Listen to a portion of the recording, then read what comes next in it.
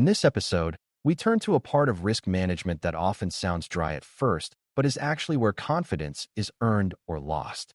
A control may look well-written, well-intended, and fully approved, yet none of that proves it is really protecting the organization in daily operations. That is why control testing and effectiveness evaluation matters so much for someone studying certified in risk and information systems control. See risk. The basic question is simple and important at the same time. How do you know a control is doing what it was supposed to do? New learners sometimes assume a documented process, a signed policy, or a configured security setting is enough to show success. But mature organizations do not stop there. They test controls, gather evidence, study results, and decide whether the control is actually reducing risk in a dependable way. In practice, this means looking past appearance and asking whether the safeguard works in the real environment, under real conditions, with real users, changing workloads, and ordinary human mistakes.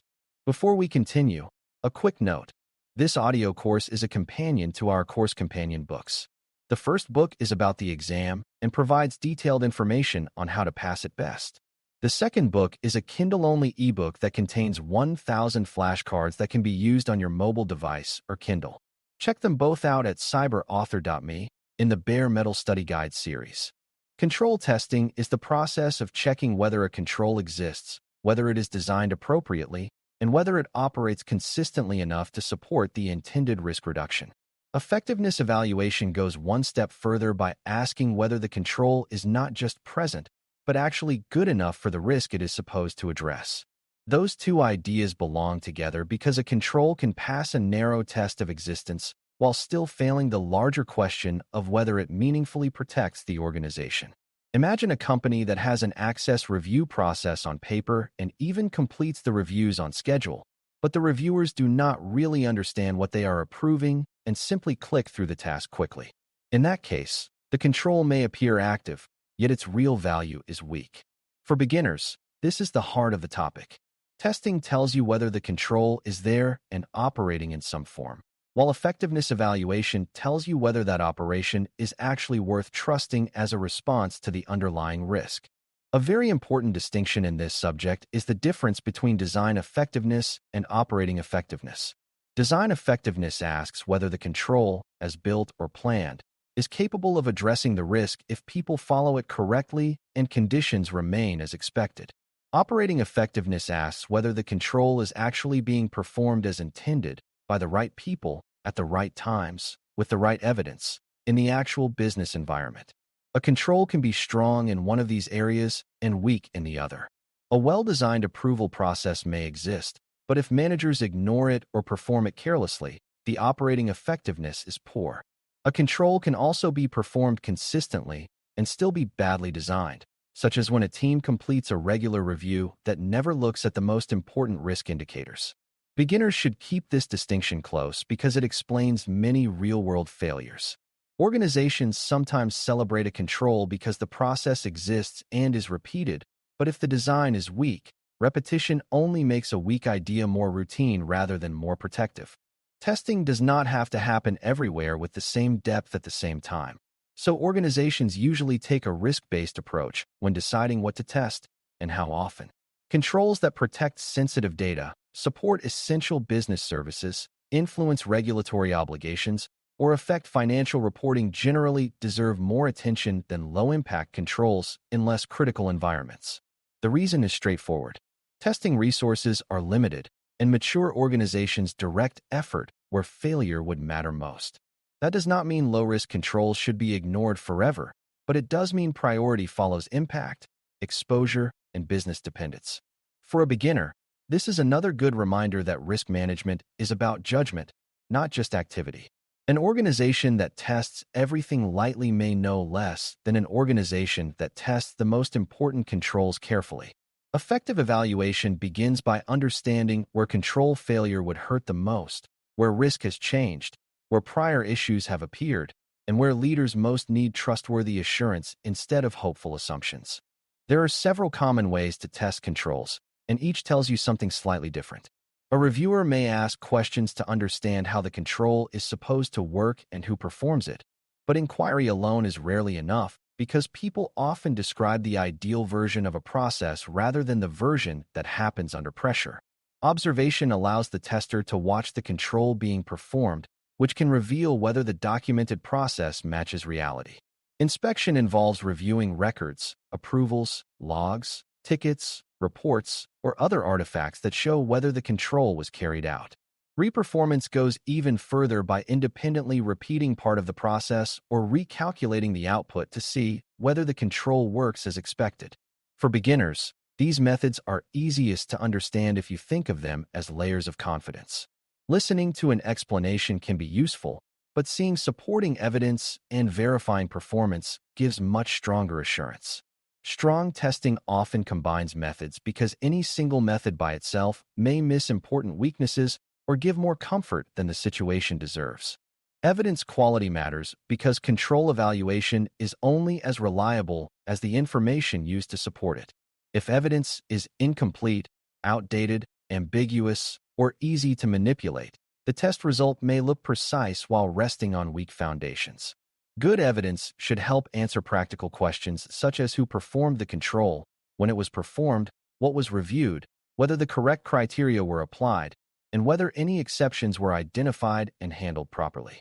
For example, a completed checklist may seem impressive, but if it contains no dates, no accountable names, and no supporting records, it tells you very little about real control performance. Beginners should understand that evidence is not paperwork for its own sake. It is what allows other people to verify that a control was performed and to judge whether the action had real substance. Without credible evidence, organizations may confuse routine completion with meaningful control behavior. Strong evaluation depends on records and artifacts that are clear enough for someone else to examine later and reach a similar conclusion about what actually happened. Sampling is another major idea because testers often cannot review every single instance of a control, especially in large organizations. Instead, they choose a set of examples that should provide reasonable insight into whether the control is working consistently across time, users, systems, or business units. Good sampling is not random guessing, and it is not simply picking the easiest items to review.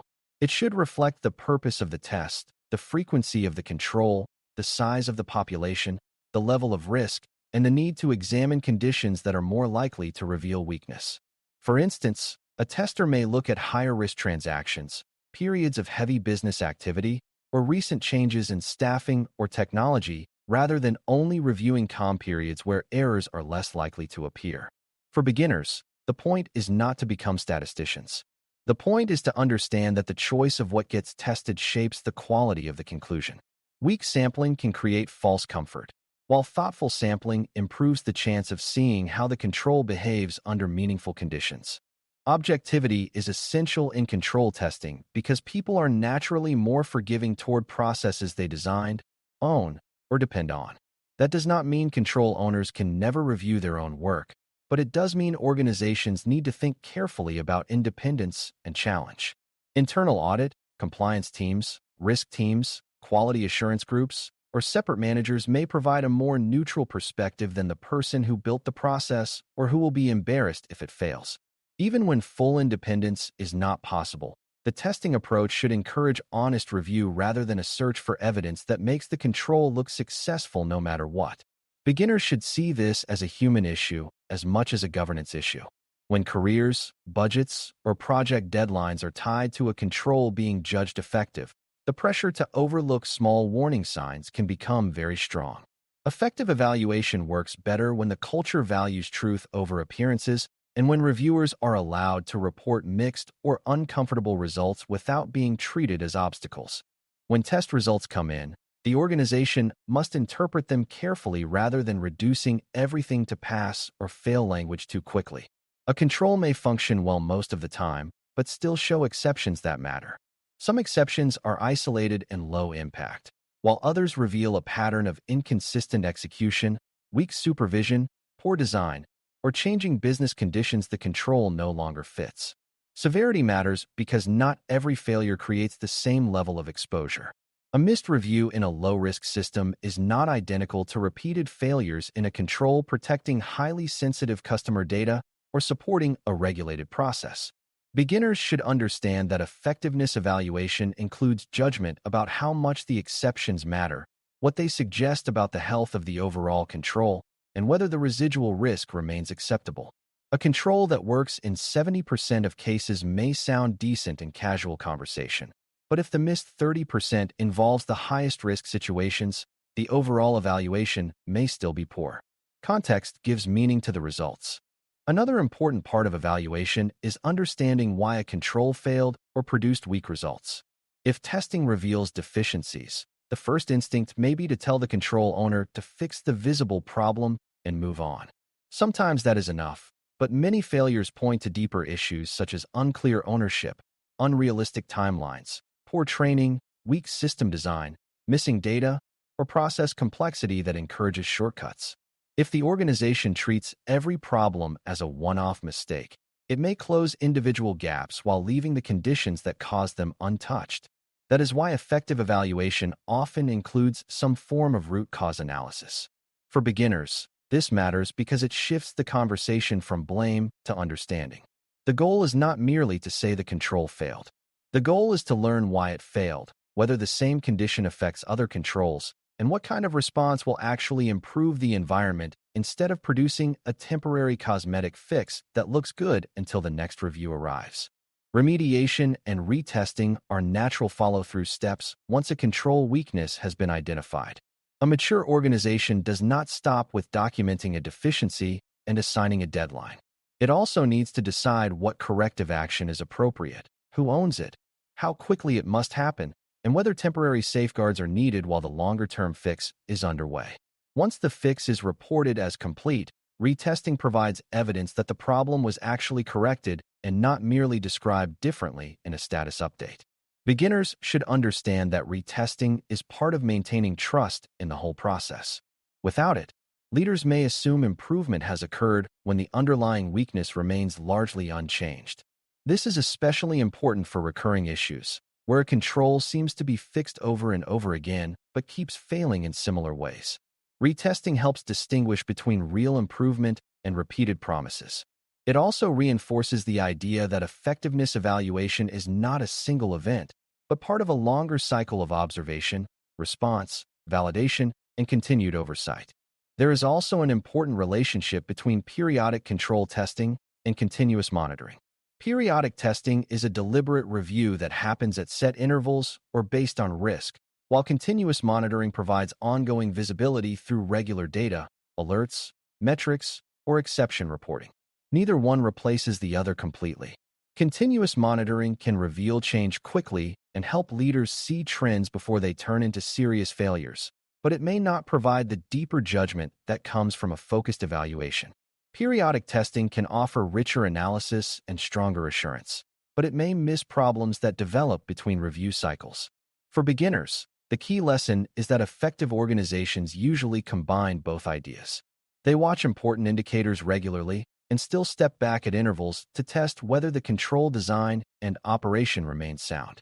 This combination helps them avoid two dangerous extremes: being surprised because nobody was watching between formal reviews, or being buried in constant data without ever pausing to evaluate whether the control model itself is still appropriate. A common beginner misconception is that more testing automatically means better assurance. In reality, too much poorly targeted testing can create fatigue, slow down important work, and produce large volumes of evidence with very little insight. Another misconception is that if a control has never produced an incident, it must be effective. Sometimes the organization has simply been lucky, or the weakness has not yet been exploited, or the control failure has remained hidden because nobody looked closely.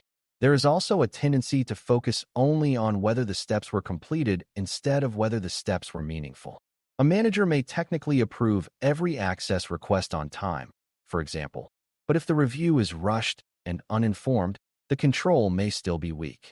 For beginners, these misconceptions matter because they show that testing is not about activity for its own sake. It is about learning something useful and trustworthy about the health of the control environment.